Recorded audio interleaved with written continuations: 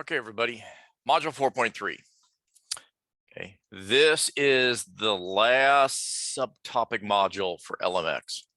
Okay, if you haven't figured out already, you will as we go through this module. I'm a big fan of LMX.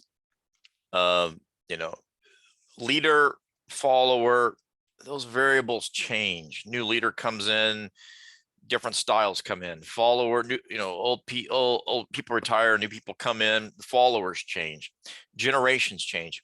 But processes, that's another story. Processes sometimes don't. Okay, something works, you keep doing it. You just don't throw it away. And you say, well, give me an example. All right, I'll give you an easy one. Okay, Major League Baseball. Major League Baseball has been around for a long time. All right. I mean, it started in the late 1800s. Okay. The game has evolved a little bit. Okay.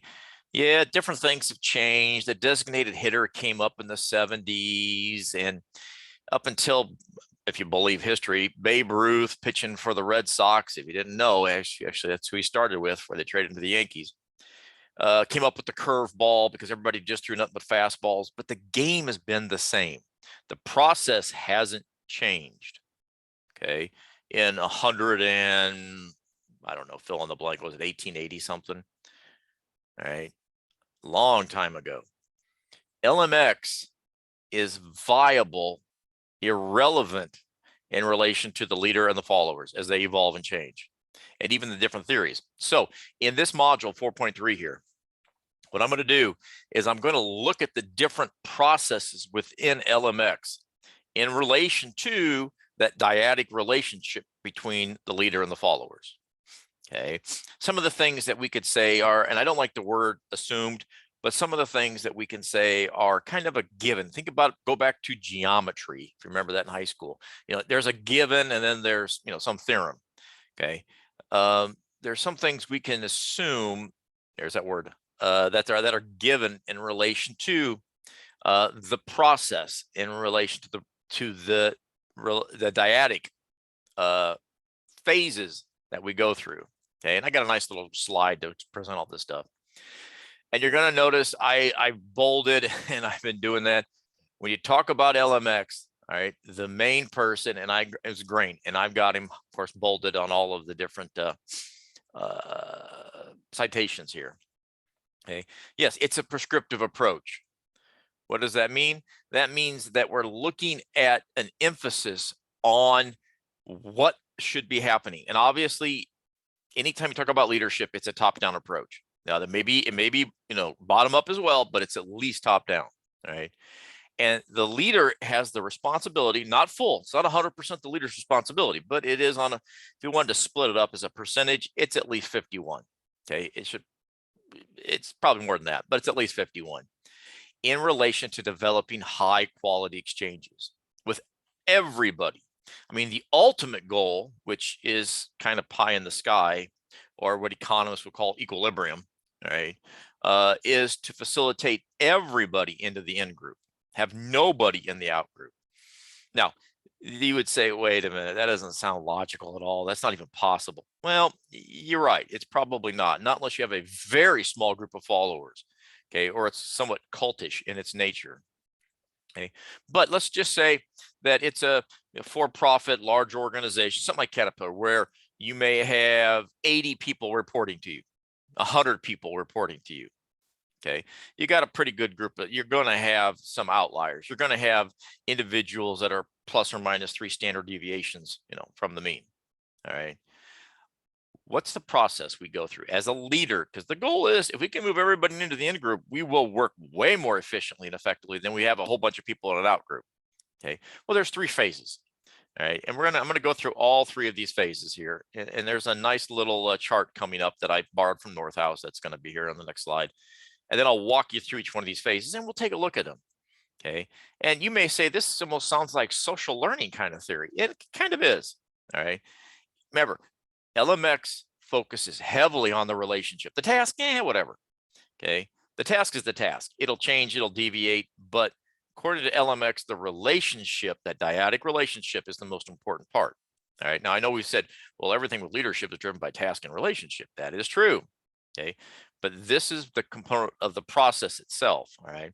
And the stranger phase, the acquaintance, and the mature or the partnership phase. All right. Um, little, it's not a 2x2, I guess, is it now? It's more of a 3x4. But a little chart here where, going actually top to bottom, left to right, left to right, like we kind of read and do. Okay. And think of it as a pyramid. Okay. The big wide base. Okay. And as you go, obviously, you know what a pyramid is. As you go up the pyramid, the base gets smaller and smaller and smaller. Well, phase one is the base. Stranger. Everybody, unless you know the person personally before they come into the organizational structure, they're going to be a stranger to you. Okay. Somebody new just hired in, unless you already know them outside of the work environment, which is possible. Right. They're a stranger to you. Right. And we can look at the 4 different primary components. Now you see time runs along the x-axis there. Okay. Stranger, you don't have much time. It's a brand new person, obviously. And as of course you go along the x-axis, you go out to partnership, that mature, somebody you've worked with for 20 years. You've worked with somebody for 20 years as a leader. You know that person inside and out. Okay. That sounded weird, but you get the idea. Right. The role, the influence, the exchange, and the interest. Okay. And you look at it, an individual coming in brand new, the role is going to be scripted. It's going to be formalized. It's going to be the job description, plain and simple, because you really don't know what you got. Okay. You don't really know this person. They don't know you, but more importantly, you don't know them. You know the goals. You're in charge. You better know them. You know the processes. You know the organization. You know the culture. You know the institution forward and backwards, or you better not. You shouldn't be in charge. This person doesn't. So your role with him is going to be very scripted. The influence obviously is going to be one way. It's going to be very descriptive down to them. The exchange is going to be low quality. Why? Because you don't know what you're getting. Okay. You have no idea what this person, and that person's interest is going to be self-driven, and yours is too. Plain and simple. Let's be honest about it. And obviously, the acquaintances you move up the further up the pyramid. Obviously, keep in mind too. What do you notice? The pyramid gets smaller as you go further up on a width component. Why? Because there's less people. Right? There's some people that are going to prove to you day one coming in that they're just not worth it. Okay. They're not going to give you the work you want. They're probably never, I just come here, do my 8 hours. Just tell me what my job is. I'll do it for 8 hours and leave me alone. That kind of thing. Well, you don't want to you're not going to move them up through the structure at all. And then obviously, at the tip of the pyramid, that's the partnership. Where look at the partnership. And I'll talk more about this in depth as we go through this. The roles are going to be negotiated. It's going to be a back and forth. You work with somebody for 20 years. You obviously trust that person and they trust you. You know each other. Okay. There's probably a halfway decent relationship, or you know what, that you would have gotten rid of them through involuntary turnover. They would have left the organization. They would have transferred somebody else in the company. The influence is reciprocal. Okay. You may be learning more from the follower than the follower is learning from you by now. And that's possible. There's nothing wrong with that. Okay. I remember when I decided to leave Southeast Missouri State, and I ended up coming here. I interviewed all over the country. And I remember interviewing for the position, the associate dean's position at Southwest Minnesota State University. Say that fast. It's in Marshall, Minnesota. Okay, I flew in. This was late April. I came here actually right after I finished that interviewed here in early May. Okay. But anyway, I flew into Minneapolis, St. Paul. Marshall, Minnesota is halfway between Sioux Falls and Minneapolis, St. Paul. It was late April, and it was snowing, and there was snow piled up, and it was cold. God, it was cold. But anyway, so I drove from Minneapolis, St. Paul to the campus, and the next morning I was interviewing, and I'm sitting in this big room, big auditorium, talking to all the faculty and the chairs. And there was I think he was a marketing professor who said, "Tell me what you know about marketing." And I said, "Well, I can tell you that I took the required marketing classes to get my graduate and doctoral degrees, obviously, but my area is management, not marketing." And I said, "But keep in mind too, I don't have to be a subject matter expert in marketing because you've got a chair of marketing who is." Okay, that's it right there. The chair of marketing knows way more than I do because he's your boss. All right. And therefore, I don't have to be an expert in marketing. Now, I can talk with the management faculty, and I can hold my own with any of them, or I better be able to. But accounting, I'm not. I took the accounting classes I had to take. I'm not an expert in accounting. That's not my area of expertise. Can I hold my own in a conversation? Sure. Am I going to be smarter than people that have PhDs in marketing? I mean, in accounting? Heck no. That's that reciprocal. Okay. I'm not, this person working for you. Yeah, you better know a whole lot more than I do about marketing, because that's where you got your PhD in. Okay. The exchanges are going to be high quality. It's going to be value added constantly. It helps you, it helps the organization, helps the individual. And the interest, look how the interest has shifted. Now it's more on the collective, on the group. How does this help the team? What value is it adding? Okay. I always say in strategic management, within an organizational structure, every asset, that includes human assets, either add value or subtract value. That's as simple as it is. This whole wash rule, where you go up one step forward, one step back, one step forward, one step back. That's bankruptcy in the for-profit world. You can't do that, because why? Because your competition is moving 3 steps forward and maybe 1 back, but they're going 3 forward every time. And before long, you're going to be a vague memory in the past. All right. So let's take a little look here if we can, and let's kind of break down each one of these phases. Now, the stranger phase is the big one. That's where you got to do a lot of your work. That's laying that groundwork. Think of it as the first date. Maybe it's even a blind date. Yeah, there you go. A blind first date. You're not blind. You just don't know each other. All right. You could be blind, but that's irrelevant. All right. This is the stranger phase.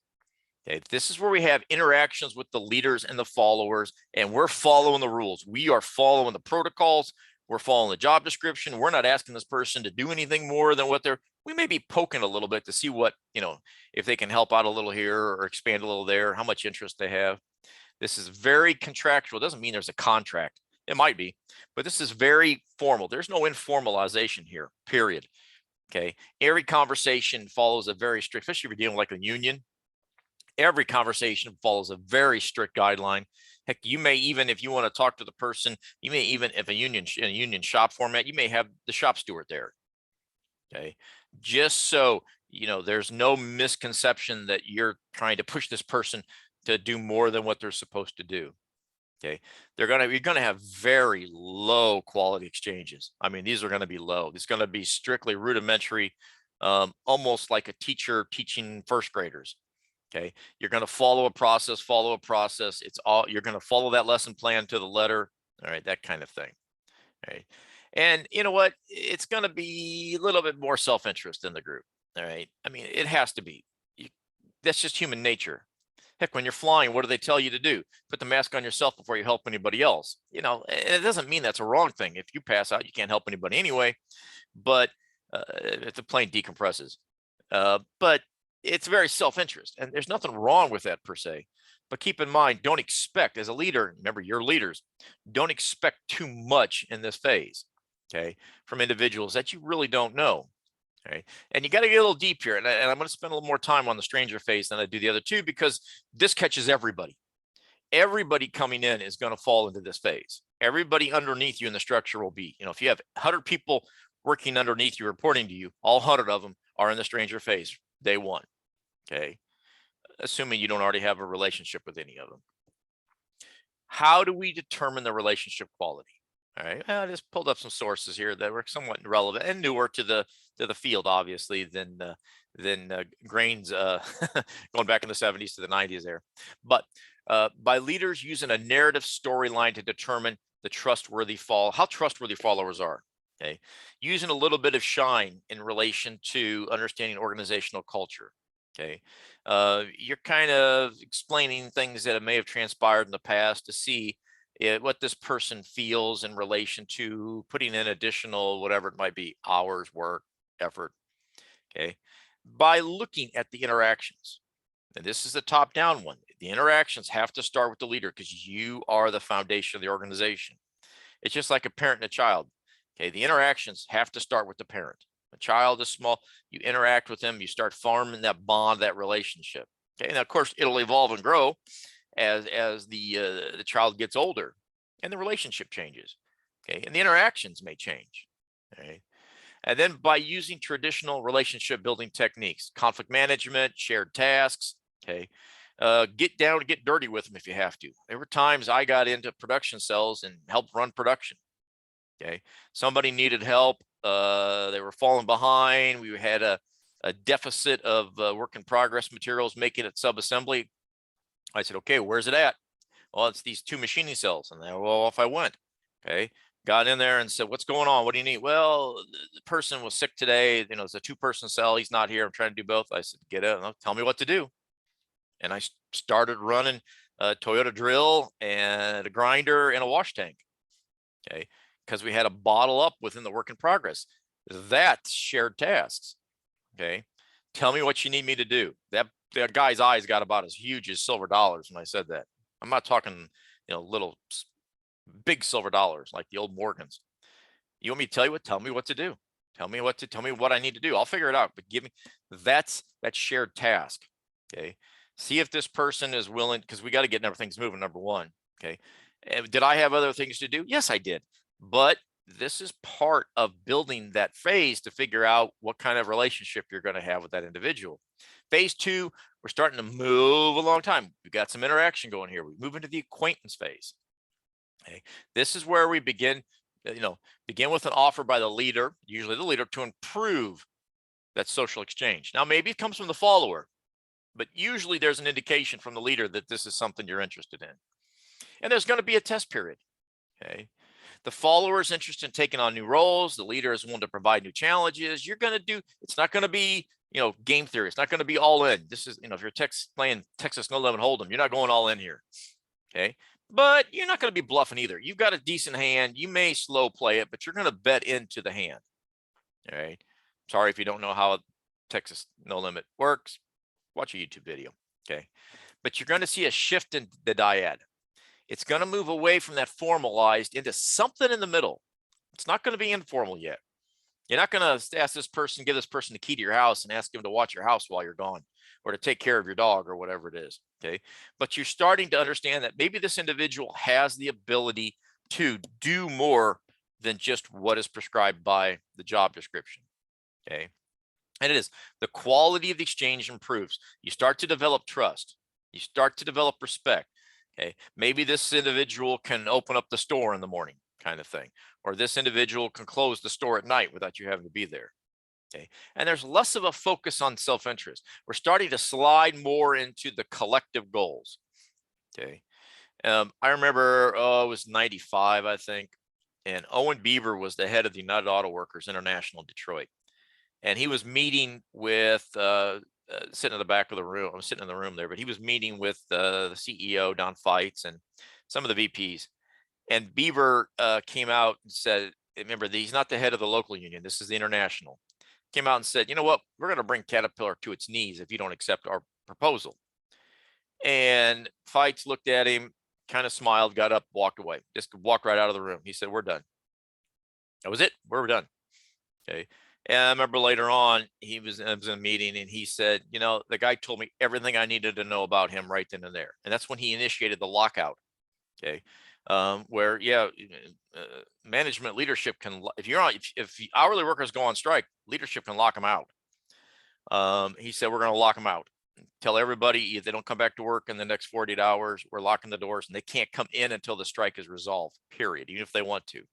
Okay.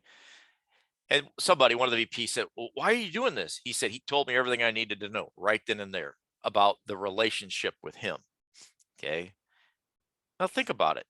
We're going to bring this company to its knees. That's completely self-interest. You bring Caterpillar to its knees. What's it going to do? Shut down? No, it's not. It's going to move. It's going to shut down all of its plants in states that, were closed shop at the time, and Illinois was one.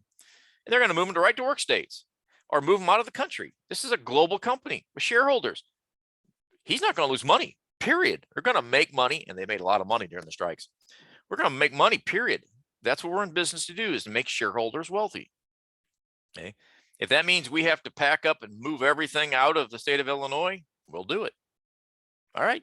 And they have been slowly doing that over the years here. Okay. There's even a plant they opened up down here in Georgia the work was actually done, I think, in the Decatur plant in Illinois and the Erie plant in Pennsylvania at one point in time. But Georgia's a right to work state. Okay. I think you guys kind of understand where I'm going with this. You move into, obviously, the dyadic relationship between Bieber and Feitz was not even stranger. It was non-existent. There was no relationship. It was adversarial. And I don't think fights want to be adversarial. He just was not going to agree to what was called pattern bargaining. Collective bargaining, he was interested in. Pattern bargaining, he was not. If you don't know what that is, labor relations, I teach a labor relations course too. But pattern bargaining means you basically follow what somebody else had already done.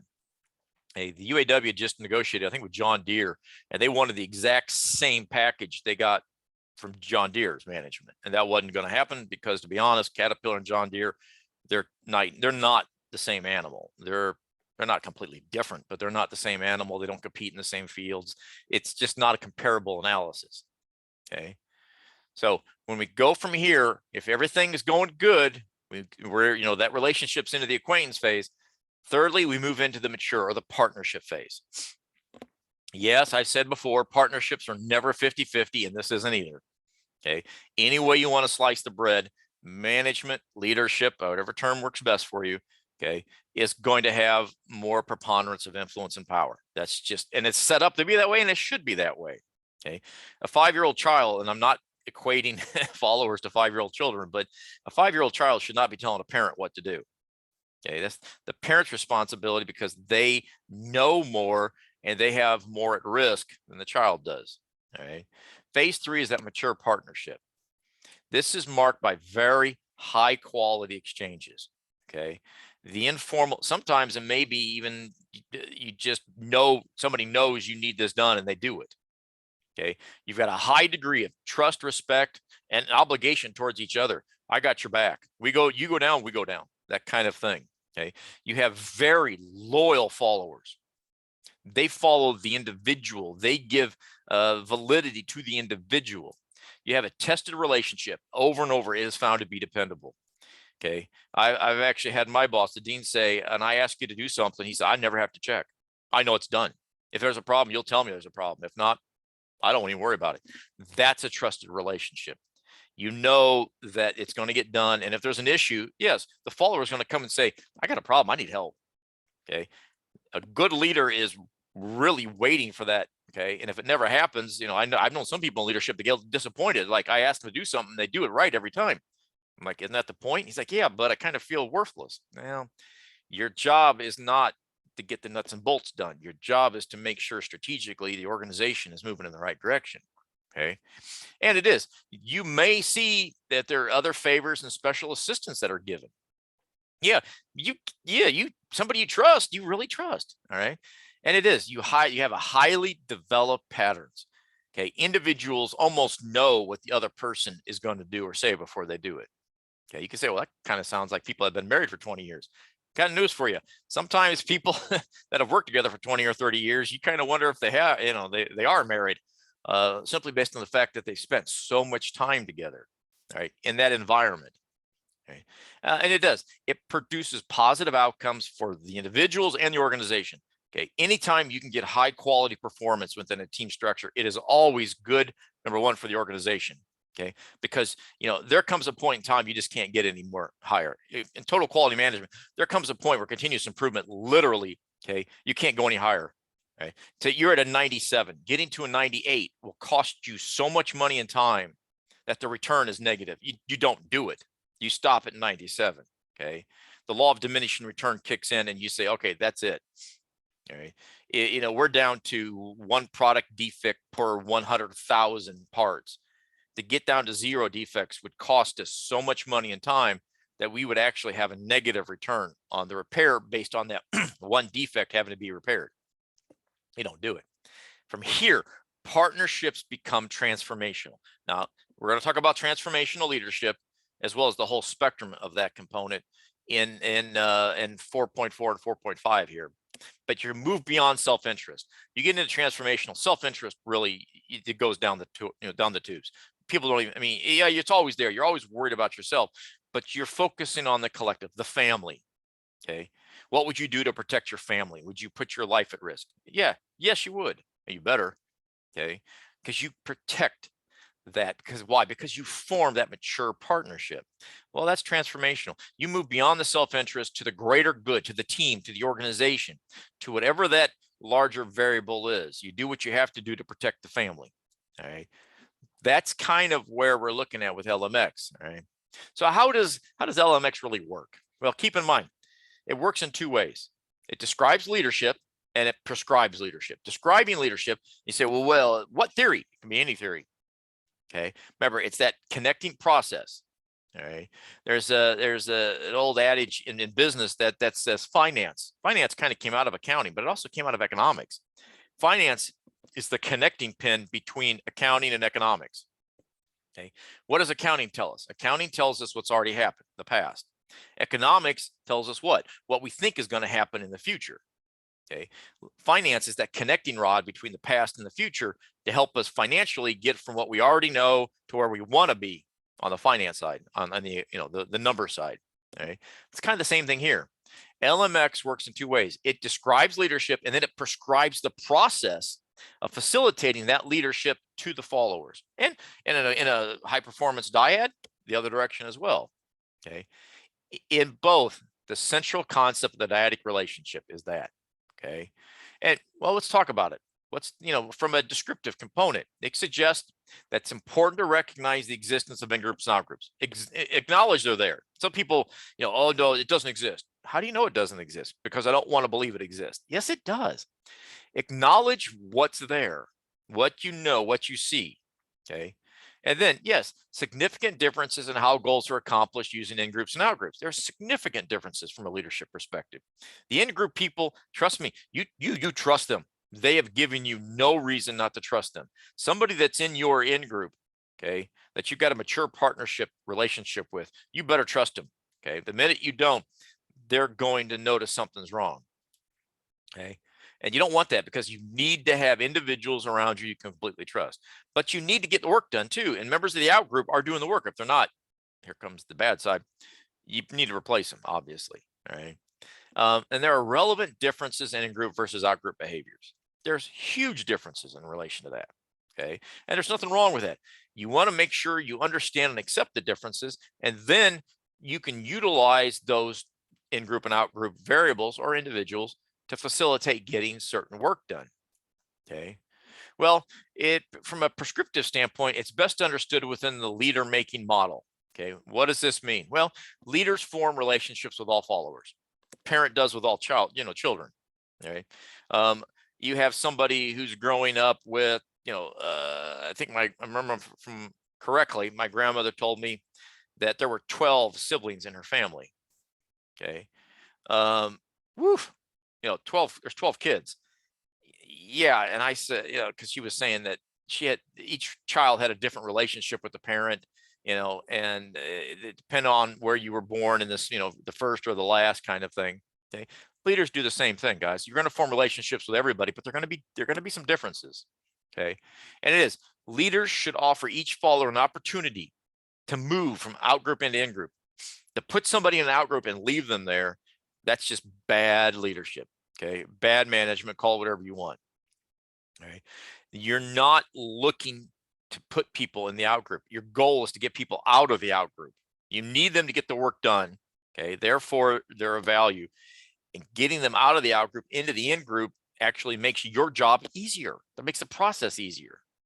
Okay. The simplest answer is usually the right one. Leaders should nurture high quality exchanges with all followers. Give somebody an opportunity until they show you that the opportunity is wasted. I do the same thing with students. Okay. Give them the opportunity. I tell everybody in every class I teach, I'm going to tell you now, everybody can earn an A. Everybody can earn an F. It's 100% up to you. All right. That's as simple as seeing it. Everybody, I will hope everybody earns an A in classes I teach. But you know what? Some people earn. I don't give, for grad students, I don't give C, Ds, or Fs. You earn a C, D, or F based on the work you do or the lack of the work you do. No, that's the way it is in the real world too. Okay. Rather than focusing on the differences, and I've seen it done too many times, do not focus on differences ever in negotiating, in life, especially in relationships. Don't focus on the differences. Don't focus on the weaknesses. I've seen managers do that. Okay. They'll focus on an individual's weaknesses. Why are you doing that? If an individual has a weakness, they know they have it. Now, whether they want to correct it or not, it's up to them, but they already know they have it. It's not out of the blue to them. Focus on the strengths, build relationships off the strengths. Leaders focus on ways to build trust and respect with all followers. Okay. The goal is to move the entire work group, into the in group and become a team. Work groups are just individuals thrown together. Teams operate on a strict process in relation to what needs to be done. Now, are there variables in that process? Sure. Okay. But if you have an accountant on a functional team, the accountant is working on the accounting. That's what their job is. That's the strict process. I'm not having somebody with a marketing degree doing accounting work. Okay. I'm not going to get high quality outcome anyway, and I shouldn't. Okay. Just like asking me, how can, what do you know about accounting? I don't have to know anything about accounting. I'm not interviewing for a chair of accounting. Okay. I do know a lot about accounting, but I'm not interviewing for a chair of accounting. You have a chair of accounting. Okay. You want to ask, if I remember correctly, the accounting faculty chair I talked to was a woman. You want to question her about what she knows about accounting? Go ahead. I'll be glad to listen. Okay. The result you're looking for is to take that work group, move them into the in group, and then from there you can facilitate teams. And then, if you know what you're doing, high performance teams. Okay. Then you've got a really good working organizational structure. Okay. You've got a team that's going to win. So let's talk about the strengths. Okay. LMX theory, it validates our experience and how people within organizations relate. Okay. It shows that, yes, it's not always going to be rainbows and unicorns and sunshine with every employee. It's just how it is. All right. There's going to be negatives. There's going to be individuals that, just don't want to do more than just what they do. They don't want to make decisions. They don't want to they just want to do the job they were hired to do my 8 hours, get my pay, and leave. Okay, that's fine. LMX theory is the only leadership approach that makes the dyadic relationship the center part. The relationship and the process of the relationship is the center part, connecting the leader and whatever style may be facilitated or styles and the followers. Okay, LMX theory directs our attention to the importance of communication. Communication is essential. I should not have to tell grad students that. Communication in business is essential. Okay. When I meet people for the first time, sometimes people think I'm a little standoffish. Okay. Simply based on the fact I don't talk much. I'm very cordial, but I don't care on conversation. I listen. Okay. I learned that actually from Don Feitz, the CEO of Caterpillar. Shut up and listen. People are here to give you information. People are here to help you make decisions. You're a leader. You're making decisions. Listen to the people who know more than you do. Okay. That's why I said, you want to question, your boss about what she knows about accounting. I'm glad to, sit here and listen, or marketing or whatever. I'm glad to sit here and listen, but I'm not an expert. You want to talk about management theory, operations, HR. I'm glad to have that conversation with you, strategic, because I know that stuff forward and backwards.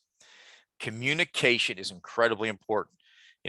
Listen with your ears, not with your mouth, if you've ever heard the phrase before, especially in a leadership position. Why? Because LMX is a very good, I told you I'm a big fan of this, is a very good connecting principle in relation to, and I've seen it happen, or miscommunication. That word is used so much and it's so vague, it means anything.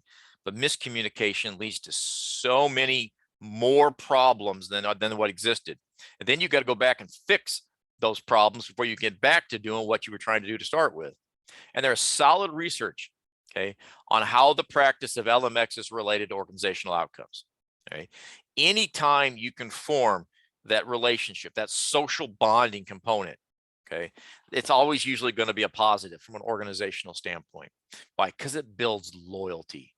Loyalty is very important within a larger structure. However, this is not without its downfalls. Every theory has its downfalls. Why? Because you can't prove a theory. You can just disprove it, because you can't control for every variable. Okay. Well, it does kind of inadvertently develop privileged groups, and we all do it. Call it a bias, call it whatever you want.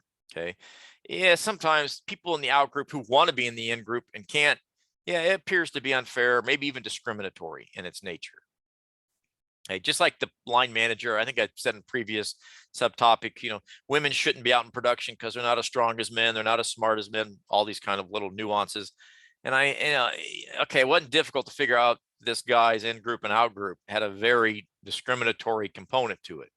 Okay.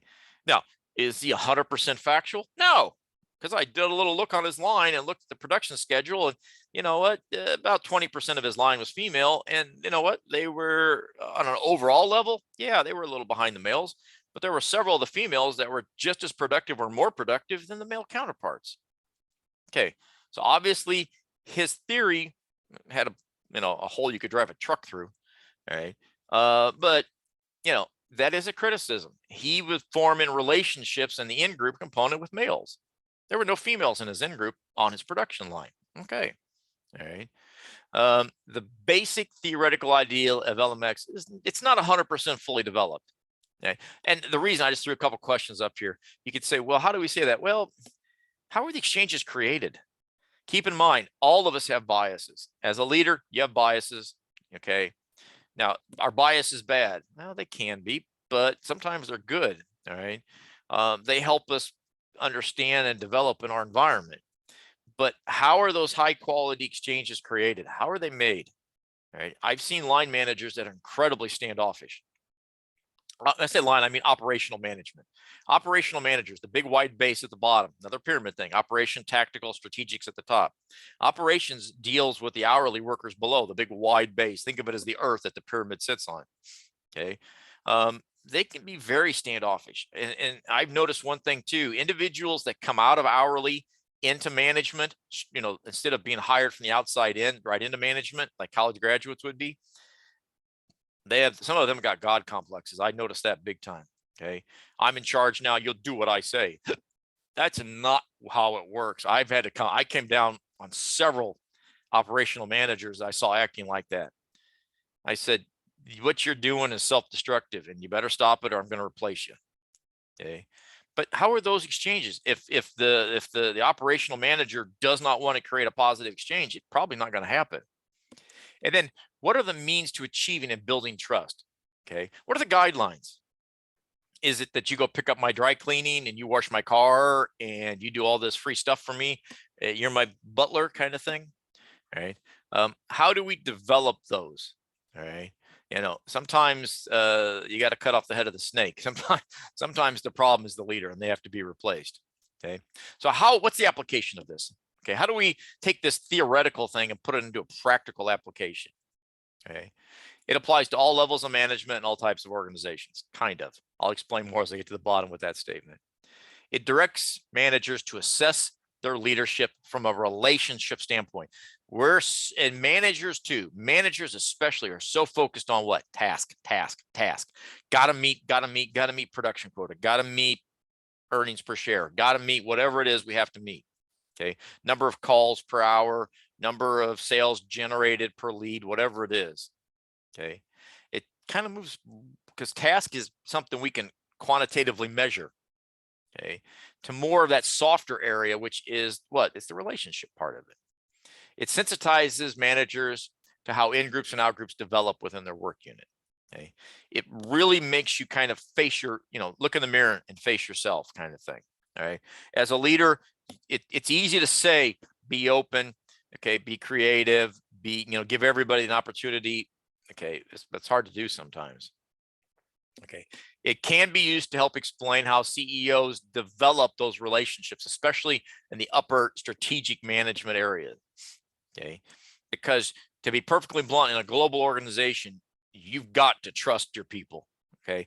A company that works around the entire globe. Yeah. The corporate headquarters is where the CEO is based, but you got vice presidents all over the planet making decisions every day, making decisions. You can't call the CEO and say, okay, what do I do? That's not how this works. Okay. If they can't be trusted to make decisions on their own, but the CEO has to have or the president, whatever, has to have a very strong dyadic relationship with these individuals to trust them that they're doing the right thing. And you probably can come up with some examples of companies where certain individuals didn't do the right thing and it came back to hurt the large organization and they really didn't have any idea what was going on because it was somewhat decentralized, and it has to be on a global company. You can't centralize everything. It doesn't work. Okay. It can be used to explain how individuals create those networks at different levels too. Creating a dyadic relationship at the operational, the tactical, and strategic level are completely different. Well, they're different. There's some overlap, but the process you go through and the type of relationship will change on each level, and it should. Okay, just like a child and a parent, you've got one type of relationship when you're a child, you have another type when you're a teenager, you have another type of relationship when you're a young adult, and then you probably have, well, you have another relationship as the child reaches middle age and the parent, becomes a senior. The relationship changes. Okay, the process of the relationship changes, but the relationship is always there between the parent and the child. Okay, and it can be applied in different types of organizations, nonprofits. I use the word volunteer, nonprofits, business, education, and maybe even a governmental setting. Okay, LMX is kind of complicated in relation to bureaucratic organizational design and structures because you got very specialization of labor. But it's very prescriptive. You don't go beyond that because that you can only do that. But it could work in that setting as well. All right, and given the right foundational components to it. All right, hold on.